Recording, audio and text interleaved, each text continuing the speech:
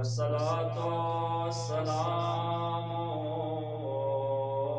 على الرسول المصدق المصطفى الأمجد المحمود الأحمد حبيب إله العالمين أبي القاسم محمد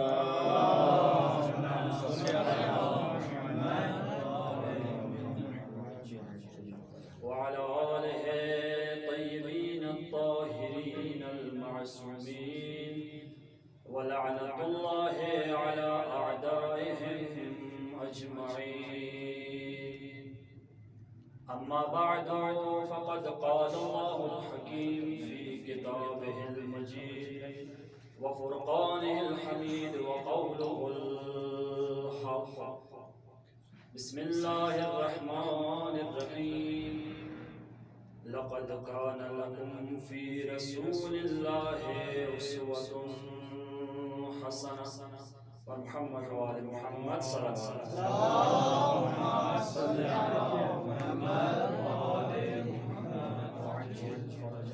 سب سے پہلے دعا وہ ہے خداوندہ ہماری اس عزاداری اس مجلس اعزا کو اپنی بارگاہ میں شرف قبولیت عطا فرما. جتنے مومنین یہاں پہ حاجات لے کر آئے ہیں سب کی جائز حوائج شرعیہ کو جلد از جلد پورا فرما. پروردگار جتنے عزادار مولا حسین کے اس وقت پرسا عزاداری مجلس میں مصروف ہیں پروردگار سب کی محافظت فرما. اپنی اور میری دعا کی قبولیت کے لیے بآواز بلند صلوات.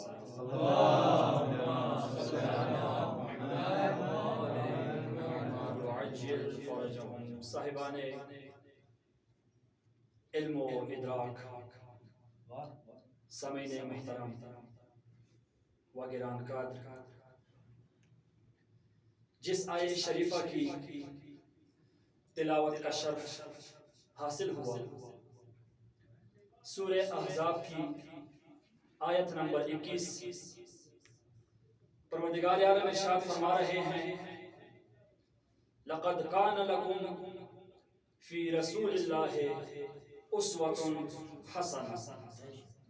بتحقیق تم لوگوں کے لیے ذات رسول اکرم میں بہترین اسوہ موجود ہے. اسوہ سے کیا مراد ہے؟ تقریباً تمام اہل علم حضرات یہاں تشریف فرما ہے. جلدی سے ایک ہی جملے میں عرض کر کے آگے بڑھ جاؤں گا. اسوہ سے مراد اگر ہم آسان الفاظ میں کہنا چاہیں آج کل کی ہماری رائج زبان میں کہا جاتا ہے یعنی رول ماڈل. رول ماڈل کس لیے ہوتا ہے؟ کس کام آتا ہے؟ اس کا آسان سا جواب یہ ہے کہ انسان اپنے سامنے کسی کو نمونہ بنا کر رکھ دیتا ہے اور پھر اس کی جتنی اچھی خاصیات ہوتی ہیں اس پہ عمل کرنے کی کوشش کرتا ہے. خدا نخواستہ کوئی اگر اس میں برائی پائی جائے تو اس سے خود کو بچانے کی کوشش کرتا ہے. تو بس دو پہلو ہو گئے.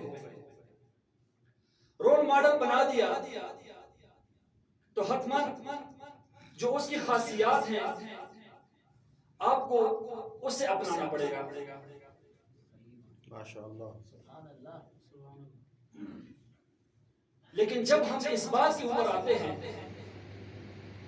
اور کہتے ہیں کہ رسول اکرم کی ذات تمام امت مسلمہ کے لیے رول ماڈل ہے تو فوراً بعد ہی سوال اٹھتا ہے. بعض نافہم افراد یہ سوال کرتے ہیں کہ وہ کیسے ہمارے لیے رول ماڈل ہو سکتے ہیں جبکہ وہ اپنی ذات میں معصوم تھے، جبکہ ہم خطا کار انسان ہیں تو کس طرح ہم ان کی زندگی کو اپنا سکتے ہیں؟ چلیے تھوڑی دیر کے لیے یہ بات ہم نے مان لی. ہم پیغمبر کی ذات اقدس میں جو خاصیات پائی جاتی ہیں اس کو نہیں اپنا سکتے تو آئیے میں آسان سا ایک اور راستہ بتا دیتا ہوں. جس مجلس عزا میں اس وقت ہم اور آپ تشریف فرما ہیں محرم الحرام کا پہلا عشرہ. یہ مہینہ منسوب ہے مولا حسین اور آپ کے باوفا اصحاب سے. یہیں پہ روک کے میں ایک جملہ عرض کروں گا. ادھر جب ہم نے یہ بات بتائی کہ پیغمبر اکرم صلی اللہ علیہ وآلہ وسلم کی ذات اقدس ہمارے لیے اسوہ ہے، وہاں پہ آپ نے یہ سوال اٹھا دیا کہ وہ اپنی ذات میں معصوم تھے، لہٰذا ہم اس کی حد تک نہیں پہنچ سکتے. چلیں ٹھیک ہے، نہیں پہنچے، لیکن آئیے کربلا کی طرف نظر دوڑا کے ذرا دیکھیے. مولا حسین کے وہ اصحاب باوفا جو کہ معصوم تو نہیں تھے، لیکن ایسا کیا کام انہوں نے انجام دیا کہ کربلا سے لے کر تاروز قیامت علیہ السلام بن گئے. ان کے مقابلے میں اگر دیکھا جائے لشکر یزید میں ایسی شخصیات آئی تھی، بلکہ مبالغہ نہ ہو تو میں یہی کہوں گا سب کے سب ایسے آئے تھے جنہوں نے ایسے کام انجام دیے کہ قیامت تک لعنت اللہ علیہ بن گئے. بس ضرورت اس امر کی ہے کہ مولا حسین کے اصحاب نے جو کام، جو امور انجام دیے، جو اصول انہوں نے اپنی زندگی میں اپنائے، ہمیں ضرورت اس امر کی ہے کہ ان اصول کو اپنی زندگی میں اپنائیں. بہت ساری باتیں اس کے متعلق ہو چکی. قریباً آج جس کتاب کا میں مطالعہ کر رہا تھا 26 خاصیات مولا حسین کے اصحاب کی وہاں بیان کی گئی تھی کہ ایسی 26 خاصیات، یہ ایک بندے کی ایک تحقیق ہے جس نے 26 خاصیات نکال لی کہ مولا کے اصحاب میں سے ایسی خصوصیات پائی جا رہی تھی کہ جس نے ان کو علیہ السلام بنا دیا. ہم جب زیارت پڑھتے ہیں شہداء کربلا کی، پہلا جملہ ہم یہ پڑھتے ہیں السلام علیکم یا اولیاء اللہ و احباء. یعنی ایسی خصوصیات جس نے ان اصحاب کو کہ جو معصوم بھی نہیں ہیں اولیاء اللہ بنا دیا. آئیے انہی میں سے چند چیدہ خصوصیات میں آپ کے سامنے عرض کروں گا. سب سے پہلے جس خاصیت کی طرف اشارہ کرنا چاہوں گا وہ ہے محافظ دین خدا. مولا حسین کے اصحاب میں سے سب میں یہ بات آپ کو مشترک ملے گی کہ تمام تر دین خدا کی حفاظت کرنے والے ہیں. زیارت عید فطر یا عید الاضحیٰ میں جو زیارت ہم پڑھتے ہیں اس میں یہ جملہ وارد ہوا ہے اشہد انکم جاہدتم فی سبیل اللہ. میں گواہی دیتا ہوں کہ آپ حضرات وہ ہیں کہ جنہوں نے راہ خدا میں جہاد کیا. دیکھا جائے جہاد سے مراد دائما تلوار اور نیزہ چلانا نہیں ہوتا، بلکہ جہاد سے مراد راہ خدا میں اٹھایا جانے والا ہر قدم ہوتا ہے. چاہے راہ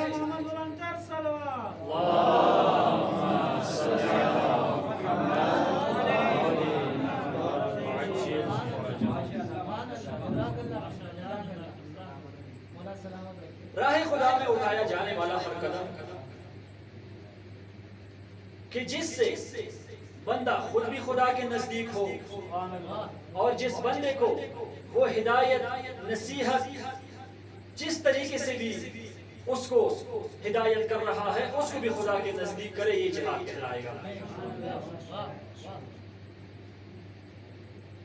اہل سنت کے ممتاز عالم دین علامہ مسعودی اپنی کتاب مربج الذہب میں فرماتے ہیں کہ دین اسلام کے محافظ در حقیقت 1000 افراد ہیں تا قیام قیامت. توجہ کیجئے گا اس جملے کے اوپر. فرماتے ہیں کہ پیغمبر اسلام کے اعلان نبوت سے لے کر قیامت کے قیام تک صرف 1000 افراد ایسے ہیں جو دین خدا کے محافظ کہلاتے ہیں. وہ کون سے ہیں؟ فرماتے ہیں ان میں سے سب سے پہلے حضرت طالوت کے ساتھ جالوت کے مقابلے میں جانے والے 313 افراد ہیں. دوسرا گروہ فرماتے ہیں اسلام کی اولین جنگ جس کو ہم غزوہ بدر کے نام سے جانتے ہیں، اس میں پیغمبر اسلام کی سرکردگی میں شرکت کرنے والے 313 اصحاب اس کا دوسرا گروہ ہے. تیسرا گروہ ذکر کرتے ہیں جب امام زمانہ عجل اللہ فرجہ شریف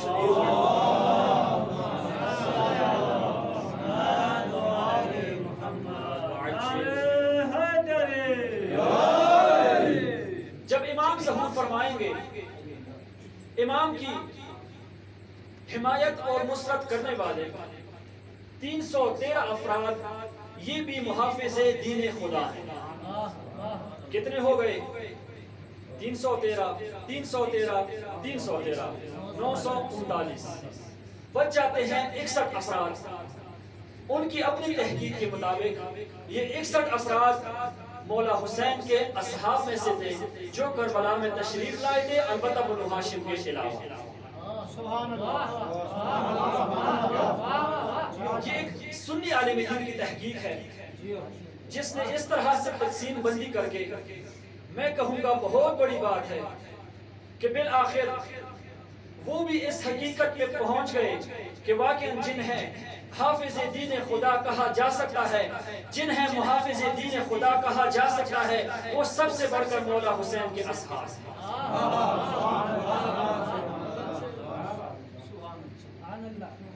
دوسری بڑی خوبی ولی خدا کی پیروی. دیکھیے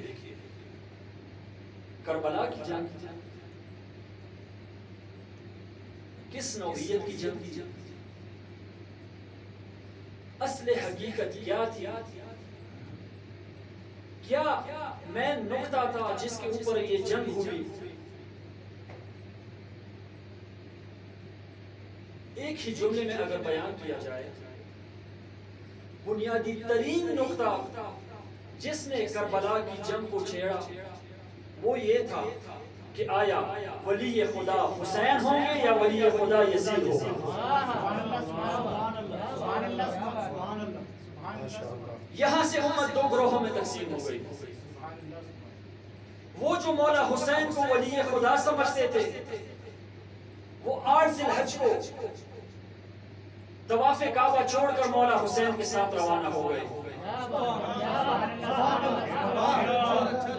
باقی لوگ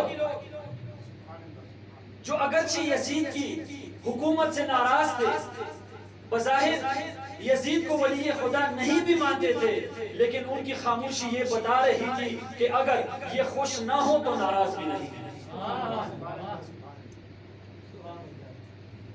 انہی شخصیات میں سے ایک شخصیت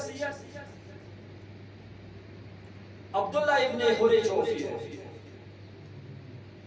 یہ کون سی شخصیت ہے؟ یہ کون ہے؟ تاریخ لکھتی ہے جب مولا حسین 8 ذی الحج کو مکہ سے نکل کر کوفہ کی طرف جا رہے ہیں، یہ بندہ ظاہراً تاجر ہے، بہت بڑا سرمایہ دار ہے، کوفہ سے واپس مکہ کی طرف جا رہا ہے. راستے میں آمنا سامنا ہو جاتا ہے. ایک منزل پہ مولا حسین بھی پڑاؤ ڈالتے ہیں. یہ بندہ بھی اپنا قافلہ لاتا ہے اور اسی منزل پر پڑاؤ ڈال لیتا ہے. مولا جب متوجہ ہوتے ہیں، دیکھتے ہیں مقابل میں کچھ خیمے لگے ہیں. مولا پوچھتے ہیں ذرا جا کے معلوم کرو یہ کون ہے، کس کا کاروان ہے. قاصد جاتا ہے، واپسی پہ آتا ہے، مولا یہ عبداللہ ابن حر جوفی ہے. جو اپنا تجارتی قافلہ لے کر مکہ کی طرف واپس جا رہا ہے، مولا فرماتے ہیں قاصد واپس پلٹ جاؤ، عبداللہ کو میرا یہ پیغام پہنچانا کہ تمہیں حسین نے بلایا ہے۔ دیکھیے دوستان عزیز، یہاں پہ میں اپنا ایک جملہ اپنی طرف سے یہ کہوں گا کہ نصیب کی بات ہوتی ہے، انسان کا عمل بعض اوقات انسان کو ایسی جگہ پہ پہنچا دیتا ہے کہ جہاں سے اس کے پلٹنے کا راستہ نہیں ہوتا۔ وقت کا امام عبداللہ ابن حور جوفی کے پاس اپنا قاصد بھیجتا ہے کہ آؤ ہمارے ساتھ ملو، عبداللہ انکار کر دیتا ہے۔ دوسری مرتبہ مولا حسین خود اٹھ کے جاتے ہیں عبداللہ ابن حور جوفی کے خیمے میں۔ عبداللہ ابن حور جوفی سے جب ملاقات کرتے ہیں، امام کی ان سے تفصیلی گفتگو ہوتی ہے۔ اس تفصیلی گفتگو میں مولا ان کو جو تازہ ترین اس وقت کی صورتحال ہوتی ہے، مولا ان کو آگاہ کرتے ہیں کہ یزید برسر اقتدار آیا ہے، دیکھیے یزید امت مسلمہ کے ساتھ کیا کر رہا ہے۔ اب آپ اور ہم جیسے خواص کا یہ فریضہ بنتا ہے کہ ہم اٹھیں اور یزید کے خلاف قیام کریں۔ یہاں دیکھیے اس بندے کی عجیب منطق جو مجھے ابھی تک نہیں سمجھ آئی۔ بندہ کہتا ہے مولا بات آپ کی ٹھیک ہے، انکار نہیں کر رہا کہ نعوذ باللہ مولا آپ غلط بیانی کر رہے ہیں یا مولا ایسا نہیں ہے، نہیں، وہ بندہ خود اس بات کی تصدیق کرتا ہے کہ مولا آپ سچ فرما رہے ہیں، بالکل ایسے ہی ہے، یزید جیسا لعین ہمارے اوپر برسر اقتدار آیا ہے۔ لیکن جواب کیا دیتا ہے مولا؟ بالفرض اگر میں آپ کی بات مانوں، آپ کے ساتھ مل کے میں یزید کے خلاف اگر قیام کر بھی لوں، یہ بتائیے مجھے کیا ملے گا؟ اللہ، اس حد تک انسان گر جائے کہ ہر بات میں اپنے مادی فائدے کو بھی تلاش کرے۔ چونکہ کاروباری تھا، تاجر تھا، ہر بات کو پیسے پہ رکھتا تھا، کہتا ہے مولا مجھے کیا ملے گا؟ خلاصۃ الکلام یہ تفصیلی گفتگو کے بعد جب مولا جانے لگتے ہیں، عبداللہ ابن حور جوفی نہیں مانتا، آخر میں کہتا ہے ہاں مولا حسین اتنا میں کر سکتا ہوں، یہ میری شمشیر ہے، اتنی اس کی قیمت ہے، اتنی قیمتی تلوار میں آپ کو دے دوں، آپ کے کام آ جائے گی، یہ میرا گھوڑا ہے، آپ لے جائیں، اگر بالفرض آپ یزید کے خلاف جنگ کرتے ہیں، جنگ میں آپ کے کام آ جائے گا۔ مولا فرماتے ہیں جب تم نے خود نہیں آنا تو تمہاری شمشیر اور گھوڑے کو لے کر میں نے کیا لکھا۔ یہی عبداللہ حور جوفی واقع کربلا کے بعد پھر دوبارہ کربلا آیا، بہت اس کو افسوس ہوا کہ ہدایت کا چراغ کتنا اس کے نزدیک آیا تھا، لیکن اس کی مادہ پرستی نے اجازت نہیں دی کہ مولا حسین کے ساتھ چلا جائے۔ پھر خود کو مخاطب کر کے کہتا ہے عبداللہ ابن حور جوفی، جو غلطی تم نے کی ہے اگر تا قیامت تم اس پہ افسوس کرتے رہو پھر بھی کافی نہیں رہے گا۔ بس دوسرا اہم ترین عامل ولی خدا کی پیروی ہے، جو کہ مولا حسین کے اصحاب نے بخوبی انجام دی اور ہمیں بھی سمجھا دیا کہ جس بھی زمانے میں آپ رہتے ہیں ولی خدا کی پیروی لازم اور واجب ہے۔ ایک صلوات پڑھ دیں۔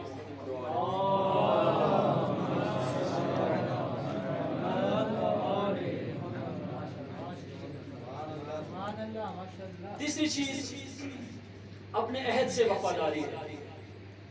مولا حسین کے اصحاب کو اگر دیکھیں، اپنے عہد کے اوپر وفادار ہیں۔ ایک روایت آج میں پڑھ رہا تھا کہ جب بھی روز عاشور کوئی مولا حسین سے رخصت ہو کے جنگ کی طرف جاتا تھا، میدان جنگ کی طرف نکلتا تھا، مولا حسین بار بار اس آیت کی تلاوت فرماتے تھے، من المؤمنین رجال صدقوا ما عاهدوا اللہ فمنهم من قضى نحبه ومنهم من ينتظر وما بدلوا تبدیلا۔ بے شک یہی راہ خدا میں جہاد کرنے والے ہیں کہ جن میں سے بعض نے جام شہادت نوش کر لیا اور بعض ابھی اسی کے انتظار میں ہیں، اور یہ ہرگز اپنے عہد سے پلٹنے والے نہیں ہیں۔ یہی وفا بعہد تو تھا کہ جب شب عاشور مولا حسین چراغوں کو بجھا کر فرماتے ہیں کہ میں نے آپ لوگوں پر سے اپنی بیعت کو اٹھا لیا، جو جانا چاہے جا سکتا ہے، جو رکنا چاہے رک سکتا ہے، تمہارے رکنے سے حسین بچے گا نہیں، تمہارے جانے سے حسین کو کوئی نقصان نہیں ہوگا۔ لیکن تاریخ لکھتی ہے جب دوبارہ چراغوں کو جلایا گیا، ہو سکتا ہے تھوڑے بہت چلے گئے ہوں لیکن اکثریت اپنی جگہ پہ باقی رہے، تبھی جا کے مولا حسین یہ جملہ بیان فرما رہے ہیں کہ میرے جیسے اصحاب نہ میرے نانا رسول اللہ کو نصیب ہوئے، نہ میرے بابا علی کو نصیب ہوئے، نہ میرے بھائی مولا حسن کو نصیب ہوئے، جس طرح کے وفادار اصحاب پروردگار نے مجھ حسین کو عطا فرمائے۔ اس سے بڑھ کے کیا فضیلت ہو سکتی ہے جب مولا حسین خود اپنے اصحاب کی تعریف و تمجید کر رہے ہیں۔ بس تیسرا اہم جو نقطہ، جو خاصیت اصحاب مولا حسین میں پائی جاتی ہے، وفائے میں عہد ہے۔ چوتھا نقطہ، بس دو نقطے آخری رہتے ہیں، بصیرت و آگاہی ہے۔ دیکھا جائے قیام مولا حسین سے پہلے سن 61 ہجری سے پہلے، اگر آپ تھوڑا سا زمانہ دیکھ لیں، سن 17 ہجری سے لے کر سن 60 ہجری تک امیر شام کے اوپر حکومت کر رہا تھا۔ کس طرح کی حکومت کی ہے اس نے، کیسے حالات اس نے بنا دیے، اسلامی معاشرے کو کہاں سے لے کر کہاں تک پہنچا دیا۔ ایک ہی نقطے کی طرف اشارہ کر کے آگے بڑھ جاؤں گا۔ معروف ترین نقطہ یہ ہے کہ جب مولا علی کی شہادت ہوتی ہے مسجد کوفہ میں، جب یہ خبر شام پہنچتی ہے، شام والے ایک دوسرے سے حیران و سرگردان ہو کے پوچھتے ہیں مگر علی مسجد میں کیا کرنے گئے تھے، مگر علی کو مسجد سے کیا کہا۔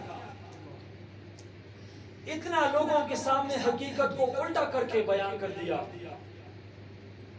اتنی لوگوں کی ذہنیتوں کو کچھ فہمی کی طرف ڈال دیا کہ کسی کو یقین نہیں آ رہا کہ علی مسجد میں شہید ہو سکتے ہیں۔ اب جب بندہ تھوڑا سا ان حالات کا مطالعہ کرتا ہے اور پھر معاویہ ملعون کے بعد فوراً یزید آتا ہے، یزید جو کہ علنی طور پہ فسق و فجور انجام دیتا ہے، شراب خوری کرتا ہے، تارک الصلاۃ ہے، اور امور جو وہ انجام دیتا ہے، ان حالات کو اگر دیکھا جائے اسلامی معاشرے کی کیا کیفیت بنی ہوئی تھی، کیا حالت بنی ہوئی تھی، اور پھر ایسے حالات میں اپنے دور سے مکمل طور پہ بصیرت و آگاہی رکھتے ہوئے اتنے سخت ترین حالات کے باوجود، کوفہ میں محاصرے کے باوجود خود کو مولا حسین تک پہنچانا، یہاں سے اندازہ ہوتا ہے مولا حسین کے اصحاب۔ ایک روایت یہاں پہ پڑھ دوں کہ جب عبید اللہ ابن زیاد، خدا لعنت کرے ملعون پر، جب یزید نے اس کو کوفے کا والی گورنر بنا کر بھیج دیا، حضرت مسلم کی شہادت کے بعد اس نے سرداران، بلکہ اس سے قبل سرداران قبائل کو اکٹھا کیا، ان کو ڈرایا دھمکایا، بعضوں کو لالچ دی اور کہا کہ جس قبیلے سے، جس محلے سے مسلم کی نصرت کے لیے بندے آئیں گے، میں پورے کے پورے محلے کو قتل کر دوں گا، اجاڑ دوں گا۔ یہی جملہ کافی تھا، اکثریت تو ڈر گئی، مسلم ابن عقیل کا ساتھ چھوڑ گئی۔ ایک محلہ جو کہ شیعوں سے منسوب تھا، جس میں حبیب ابن مظاہر، مسلم ابن اوسجا اور دوسرے شیعہ رہتے تھے، تاریخ لکھتی ہے کہ عبید اللہ نے اپنے مخصوص اسپیشل سپاہی اس علاقے میں بھیج دیے اور اس علاقے کا محاصرہ کر لیا کہ مبادا کوئی حسین کی نصرت کے لیے یہاں سے نکل کر چلا جائے۔ دیکھیے، جب بہانہ بنانا ہو، جب کسی نے اپنے لیے دلیلیں ڈھونڈنی ہو تو ہزاروں دلیلیں کہیں نہ کہیں سے نکال کے لے آتا ہے، اس طرح بہت ساروں نے دلائل نکال لی، لیکن حبیب اور مسلم ابن اوسجا، ان کی بصیرت اور آگاہی دیکھیے، کس طرح سے نہ معلوم، خدا بہتر جانتا ہے، محاصرہ توڑ کر مولا حسین کے ایک پیغام پر دونوں بزرگوار مولا حسین کے پاس پہنچ جاتے ہیں۔ یہ ہے بصیرت اور آگاہی مولا حسین کے اصحاب کی۔ پانچواں اور آخری نقطہ مولا حسین کے اصحاب کی جو اہم ترین نقطہ ہے، وہ ہے خشوع اور تاثیر پذیری۔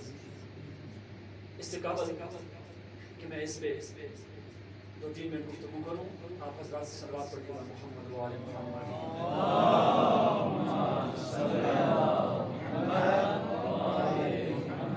نعرہ تکبیر، نعرہ رسالت، نعرہ حیدری، حسینیت زندہ باد، حسینیت زندہ باد، حسینیت زندہ باد، یزیدیت مرد آباد، یزیدیت مرد آباد، یزیدیت مرد آباد، محمد و آل محمد صلوات۔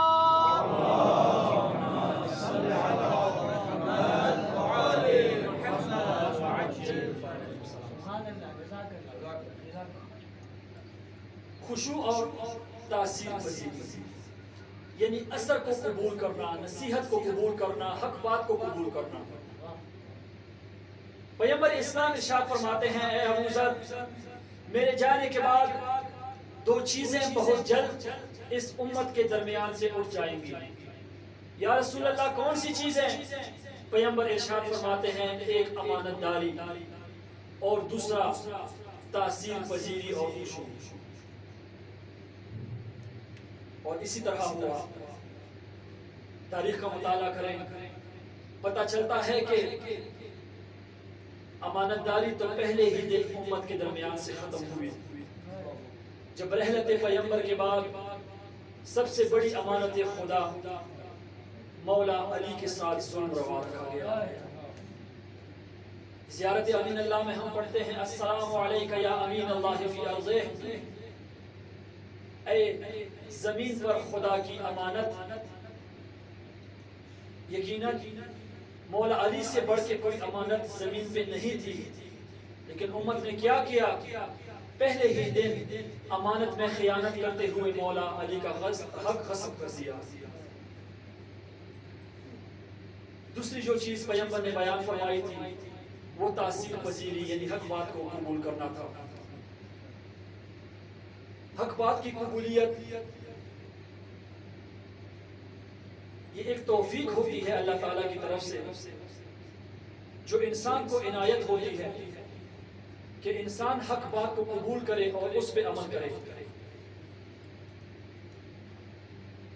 مولا حسین 2 محرم سے لے کر 10 محرم تک، وقت شہادت تک مولا حسین نے مختلف ذریعوں سے، مختلف طریقوں سے دشمن کی فوج کو واضح و نصیحت کی، ان کو اپنی طرف بلایا۔ سب سے پہلا طریقہ جو مولا نے استعمال کیا، اپنا تعارف کروایا، فرمایا میں حسین ہوں، علی و زہرا کا بیٹا، رسول کا نواسا، آیا تم میرے خلاف لڑنے آئے ہو؟ کبھی مولا نے ان کو اپنی وجدان کی طرف پلٹایا،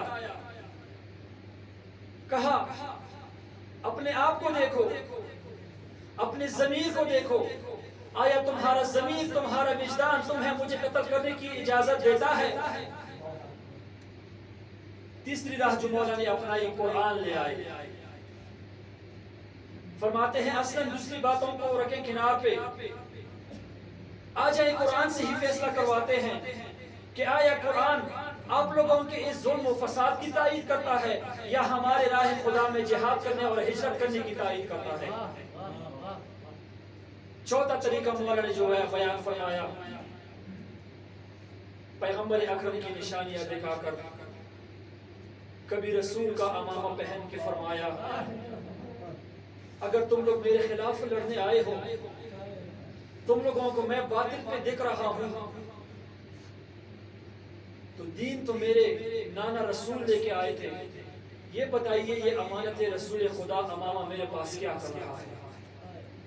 یہ رسول خدا کی شمشیر میرے پاس کیا کر رہی ہے؟ یہ بھی نہ مانے۔ آخری مولا حسین نے ان کو انجام کار کی طرف متوجہ کیا۔ ٹھیک ہے تم لوگ نہیں مانتے، مجھے قتل کرنے پہ تم لوگ تلے ہوئے ہو، لیکن یہ جان لو کہ اگر تم لوگ مجھے قتل کر دیتے ہو تو یقین جانو تم لوگوں کا ٹھکانہ جہنم ہے، مگر تم خوف خدا سے تم لوگوں کے دلوں پہ کچھ اثر نہیں ہوتا۔ ایک روایت دیکھ رہا تھا، مولا حسین روز عاشور اشقیاء کو دیکھ کے رو رہے تھے۔ راوی کہتا ہے میں نزدیک آیا، مولا حسین سے پوچھا مولا کیوں رو رہے ہیں؟ آیا علی اکبر کی شہادت پہ رو رہا ہے؟ عباس کے پہ چڑھنے پہ رو رہا ہے؟ فرمایا نہیں، افسوس اس بات کا ہو رہا ہے کہ میں خود اپنی آنکھوں سے دیکھ رہا ہوں یہ ہزاروں کی جمعیت مجھے قتل کر کے جہنم کی طرف بڑھ رہی ہے، مجھے یہ افسوس ہو رہا ہے اے کاش کسی طرح میں حسین ان کو ہدایت دلا سکتا۔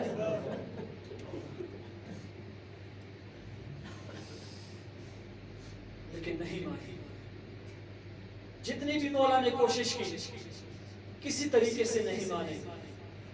جب نہ مانے مولا حسین نے خود وجہ بھی بتا دی کہ تم لوگوں پہ میری حق بات کا اثر کیوں نہیں ہوتا؟ مولا فرماتے ہیں کیونکہ تم لوگوں کی شکم حرام سے بھرے ہوئے ہیں، اور جب شکم حرام سے بھر جائے، جب پیٹ حرام سے بھر جائے تو پھر حق بات کا کوئی اثر نہیں ہوتا۔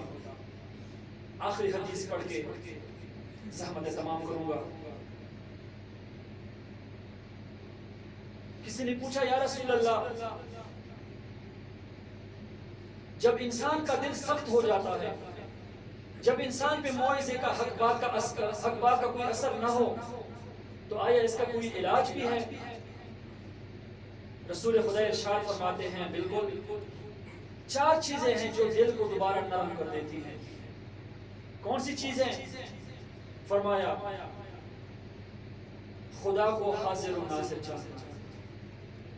جب انسان اس بات کے اوپر یقین کر لے کہ خدا میرے تمام اعمال کے اوپر حاضر و ناظر ہے تو پھر مجال نہیں انسان کے قدم گناہ کی طرف بڑھ جائیں۔ ایک عالم دین بیان فرما رہے تھے کہ ہم بارہا علامہ طباطبائی کے پاس واضح و نصیحت کے لیے گئے، صاحب المیزان علامہ طباطبائی کے پاس ہم جاتے تھے اور ان سے گزارش کرتے تھے کہ آقا ہمیں واضح و نصیحت کریں۔ وہ ایک ہی جملہ بیان فرماتے تھے، آیا تم لوگوں کو نہیں پتا الم یعلم بان اللہ یری؟ آیا تم لوگ نہیں جانتے کہ خدا دیکھ رہا ہے؟ آیا اس سے بڑھ کے بھی کوئی واضح و نصیحت کا جملہ ہو سکتا ہے؟ بس پہلی چیز، ہر بات پہ، ہر امر پہ خدا کو حاضر و ناظر جاننا انسان کے دل کو نرم کر دیتا ہے۔ دوسری چیز تفکر ہے۔ تیسری چیز خداوند متعال سے تنہائی میں گفتگو کرنا۔ ایک تو یہ دعائیں جو نقل ہوئی ہیں ان کی اہمیت و فضیلت اپنی جگہ، لیکن بعض اوقات انسان خود اپنی طرف سے بیٹھ کے خدا سے اپنے ہی زبان حال میں گفتگو کرے، یہ انسان کے دل کو نرم کر دیتی ہے۔ اور آخری چیز تلاوت قرآن ہے، جس سے خدا انسان کے دل کو نرم کر دیتا ہے۔ بس عزیزان محترم، میرے عرائض تمام ہوئے۔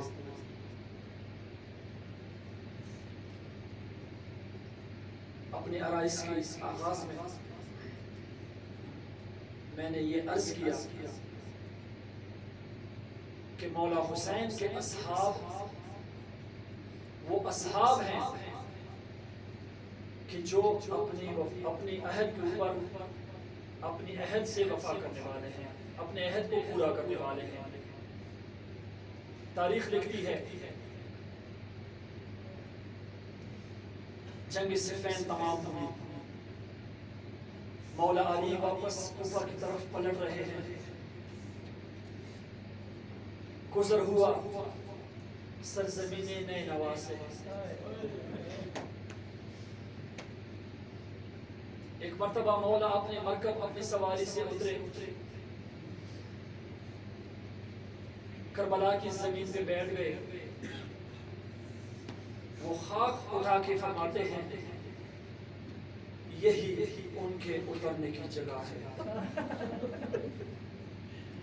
یہی ان کی مقتل گاہ ہے، یہی ان کے بچوں کی ذبح ہونے کی جگہ ہے۔ بس عزاداروں یہ جملے عرض کرنے تھے۔ ایک مرتبہ اصحاب نزدیک آئے، پوچھا یا امیر المؤمنین یہ کس کے اترنے کی جگہ ہے؟ فرمایا میرے اہل بیت میں سے ایک شخص اپنے اہل و عیال کو لے کر اس سرزمین پہ آئے گا، اس دشت نینوا میں پیاسا شہید کیا جائے گا۔ آزادار تاریخ لکھتی ہے مولا حسین مکہ سے چلا جائے، کوفہ کے دوراہے پر جب پہنچتے ہیں، ایک مرتبہ کوفہ کی طرف سے ایک سوار آتا ہوا دکھائی دیتا ہے، ظاہراً جو مولا حسین کو نہیں جانتا۔ مولا پوچھتے ہیں سوار سناؤ کوفے کی کیا حالت ہے؟ سوار بیان کرتا ہے اے قافلہ سالار، اے قافلے والے، اگر تو نے قصد کیا ہے کوفہ کی طرف جانے کا تو میں یہی کہوں گا واپس پلٹ جاؤ۔ سوار کیا ہوا؟ عرض کرتا ہے اے قافلہ سالار یہ تو نہیں پتا تو کس قصد سے کوفہ جا رہا ہے، لیکن کوفہ کے حالات بہت آشفتہ ہو گئے ہیں۔ سفیر حسین مسلم ابن عقیل کو شہید کر دیا گیا اور تیرے پاس اپنا خانوادہ بھی ہے، میں تمہیں یہی مشورہ دوں گا یہی سے پلٹ جاؤ۔ یا یہ جملہ کہہ رہا تھا، ایک مرتبہ مولا نے کلمہ استرجاع جاری کیا انا للہ و انا الیہ راجعون۔ ایک مرتبہ آواز دی بھیا عباس میرا خیمہ لگا رہا، اللہ اکبر، خیمہ لگایا گیا۔ مولا نے عرض کی عباس مسلم کی دونوں بیٹیوں کو میرے پاس لے آؤ۔ اللہ اکبر، جب جناب مسلم کی شہزادیوں کو لایا گیا تو تاریخ لکھتی ہے مولا نے مسلم کی شہزادیوں کو اپنی گود میں بٹھایا، دونوں کی سروں پہ ہاتھ پھیرتے ہیں، عرض کرتے جاتے ہیں بیٹیوں پرواہ نہ کرنا، ابھی حسین زندہ ہے۔ ان کو دلاسے دیتے جاتے ہیں، لیکن تاریخ لکھتی ہے یہ منظر ایک 4 سالہ بچی خیمے کے دروازے پہ کھڑے ہو کے دیکھ رہی ہے۔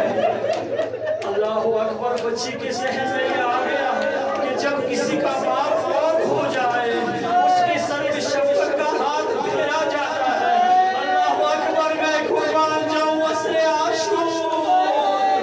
اللہ اکبر، جب خیموں میں آگ جلائی گئی، یتیم سکھیا بھاگ کے نجف کی طرف جا رہی ہے، دونوں ہاتھ اپنے سر پہ رکھے اللہ اکبر فریاد کرتی جا رہی ہے بابا حسینہ، مظلوم حسینہ۔ عزادار، شب 2 محرم ہے، مقبول روایت ہے کہ 2 محرم کو مولا حسین کا قافلہ سرزمین نینوا پہ پہنچ گیا۔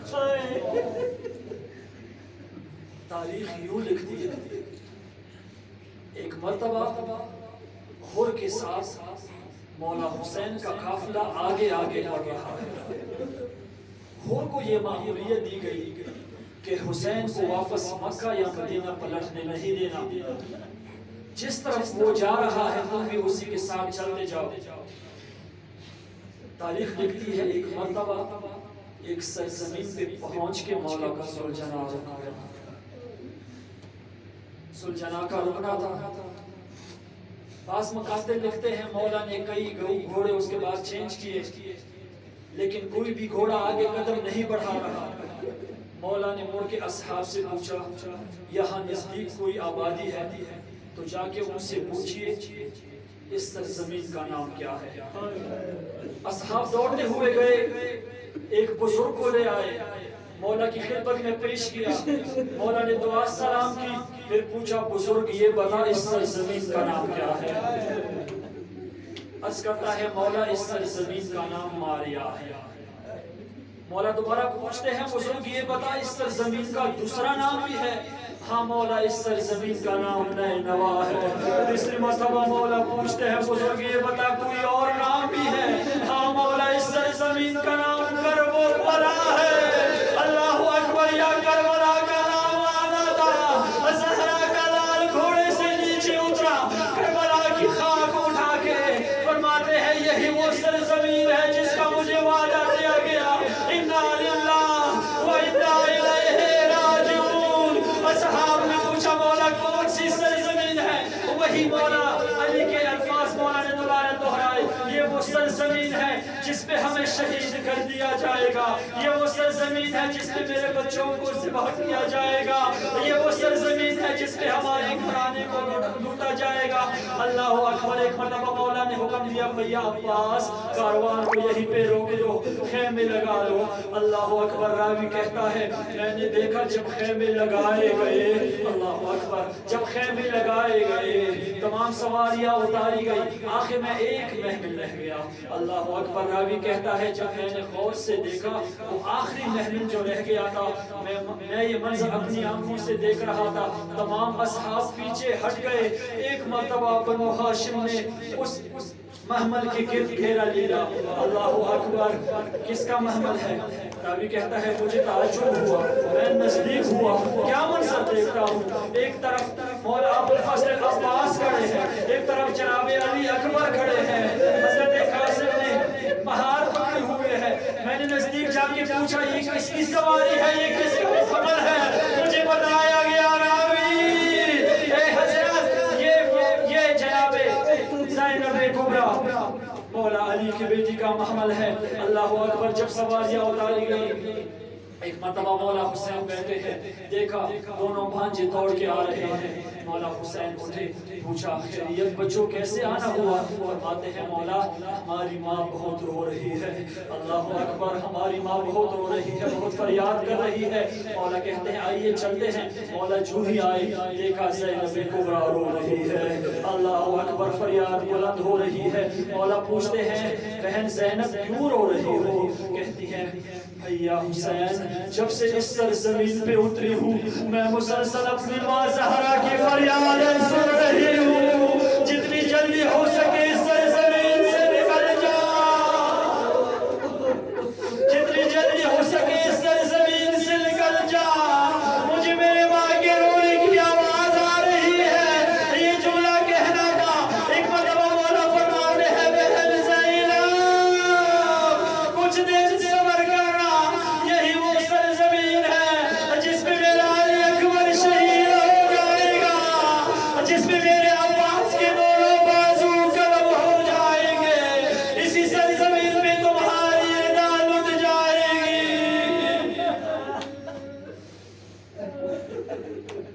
سيعلم الذين ظلموا أي منقلب ينقلبون.